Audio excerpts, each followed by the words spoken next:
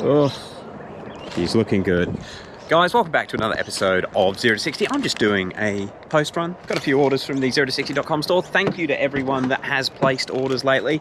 The web store's getting a little bit busier, which is good. And all the money that we do make from the products sold on the web store do go directly back into building cars for the channel. Yes, it's bloody expensive and we do really appreciate it.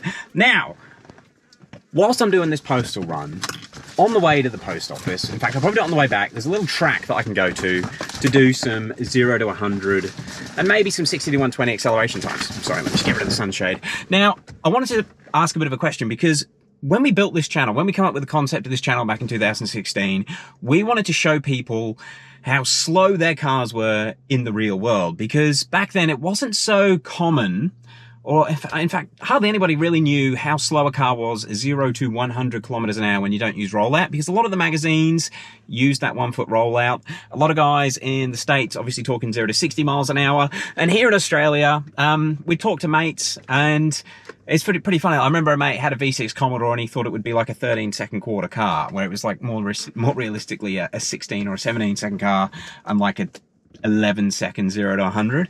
But he thought it would be like 7 seconds 0 to 100. But I guess the concept to educate people hasn't done us any favors. In fact, we have about 100 videos where we've done those official 0 to 100 real world tests with 2 people in the car, and those videos still get around 60 to 90,000 views every month, and we still get too many comments with them, oh, your car's slow, oh, mine does it in 3 seconds.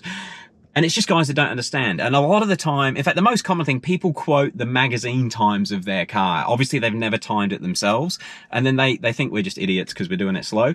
So what I'm going to do in this episode, David's busy unloading tires for the real work. I wanted to do a 0 to 60 with rollout test. That's what we're going to do. So it's going to be the biggest penis stroking number I can make up for this car and see how quick it can go the way that everybody else times them. So that's what we're going to do in this video. I'm going to go and do the post. We'll get some heat in the tires. I've still got the AR1s on the back.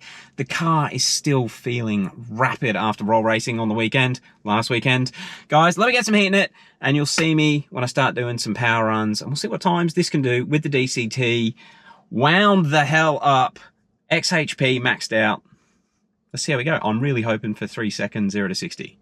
We'll see, we'll see. Don't forget, my fastest 0 to 60 with the 6AT was, I think, about 3.6 seconds. So we'll see how close we can get with the DCT. All right, guys, let's go and have some fun. You'll see me in a few seconds once the car's ready to do it. So, guys, I thought I'd just add a little bit of context on how the car's set up. I'm running, when I'm at full power, I'll target around 26 PSI. Well, that's what I'll actually hit. It'll hit 26 PSI. I'm targeting 27. Welcome to China Turbo Wastegates. However, I can't use that power when I'm doing a 0 to 100 or a 0 to 60. We're nowhere near it. Now, traditionally, when I did the fastest 0 to 100 I've ever done with the auto, I had 9 PSI in first and I think about 18 PSI in second. Now, I found the other night when we were at roll racing, I don't know why, I hope it's not the engine losing compression, but I can feed a little bit more boost into it in the lower gears. So roll racing, I was actually running 21 PSI in second. And I had, I think, first gear set to 18 PSI, and that's how I was doing the better burnouts than I normally do. I actually had some power in first gear. Now what I'm gonna try on the street, I've actually just set my first gear boost to 15 PSI, and I've left second gear at 21 PSI. The RPM for the launch in XHP, so I've got XHP set up to launch at the lowest RPM possible, which I think is around 22 to 25, oh, warning light life, around 22 to 2500 RPM. Now, I still think that's probably going to blow the tires off pretty aggressively in first gear. Let me just feed it in a little bit. I'm going pretty slow, I'll just see if it lights up. Yep. It lit up. I don't know. See how we're gonna go. That might be too much power. That was the first roll on, but that was like rolling the power on at 40 k's an hour in first. I don't know. Let me just do another one. I'll do another one.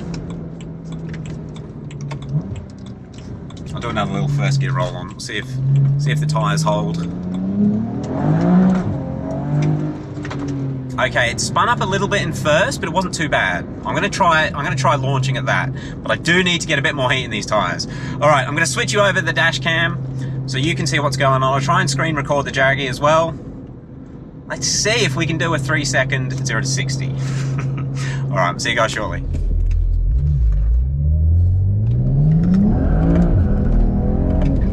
It's hooking up pretty well. It's hooking up really well. All right. So, yeah, I was going to try and warm the tyres up then, but I wasn't aggressive enough, which makes me think it's actually going to do a pretty good 0 to 100. Shall we try one? Shall we try one? Yeah, let's try one. All right, here we go. We are screen recording. Ooh, it didn't hook up. That was a hard limiter. All right. That felt terrible. Oh, shit. Okay, way too aggressive. However, maybe we got some heat in the tires. We'll try another one in a second.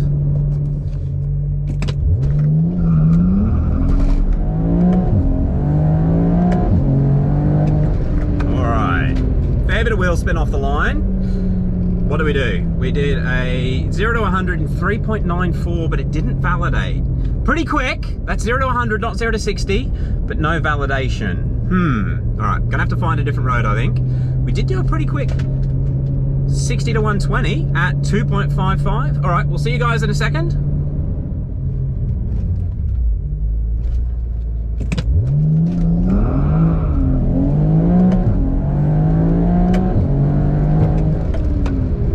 That felt pretty good. That was a good one. 0 to 100 verified at 3.99. There's got to be more in it. We're getting a little bit of wheel spin. Let's see if we can just do a quick... See if we can get another one in. Let's see if we can get another one in. And 60 to 120 at 2.5 verified. Woo! She's feeling good. I think I got to short shift first a little bit. Maybe get some more heat in the tires, maybe. Okay. Feeling good. Basically, I'm pulling the throttle off when I do the launch because I know it'll just blaze them too much, but we'll give it a bit more throttle this time.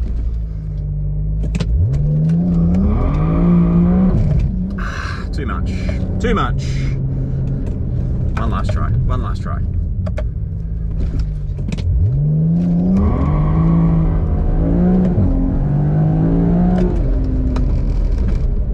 Car feels good.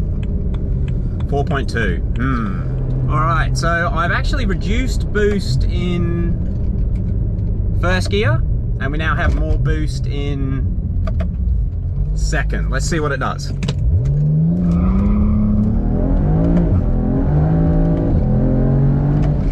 Okay, I was a bit concerned it might have been clutch slipping then, but 3.92, 0 to 100 kilometers an hour, and verified, and a 2.47 on the Draggy. Holy crap, guys. Wow. I'm so keen to see what that is, 0 to 60 with rollout. That could be a 3.5, 0 to 60, magazine spec. Woo! Let's see. Let's see if we can go quicker. I think we can. I think we can.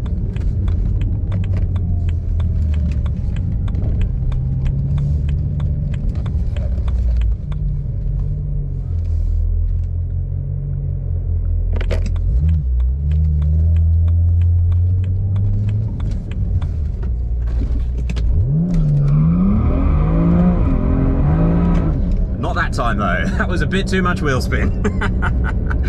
Whoops. Well, at least we got some heat in the tires now.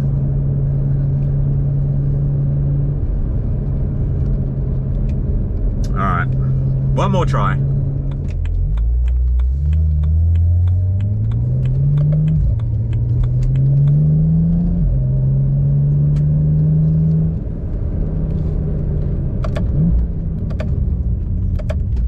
Here we go.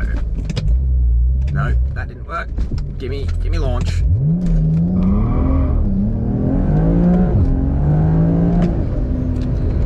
unfortunately, we're getting way too much wheel spin. Way too much wheel spin. It's weird, I've wound the boost down in first, and now we're getting more wheel spin. Always a challenge, 0 to 100. Alright, one last go. Nope, she didn't launch. Bugger. Can't rush XHP, it seems.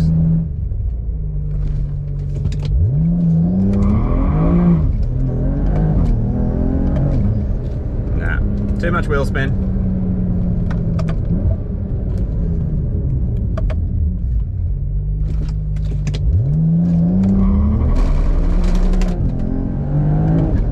That was bad.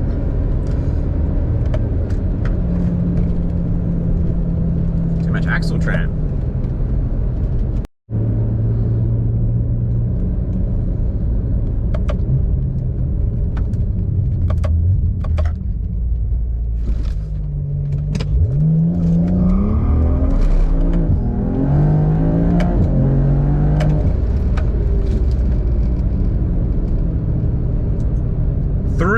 .83.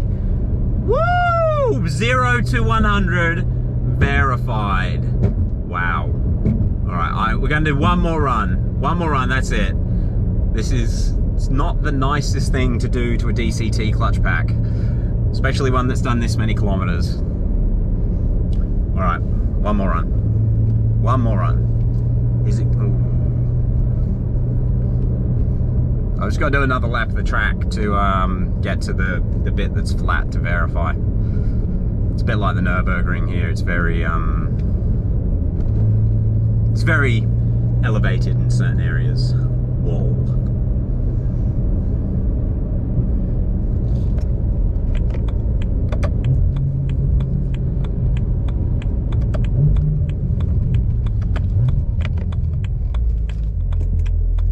Point of having a private track if there's so many other cars on your private track. Oh my god.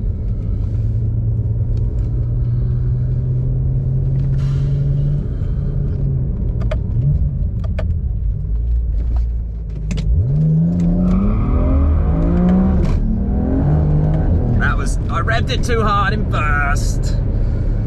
0 to 100 4.14. Not very good. Not very good for it. You know what? One more, then I'm calling it.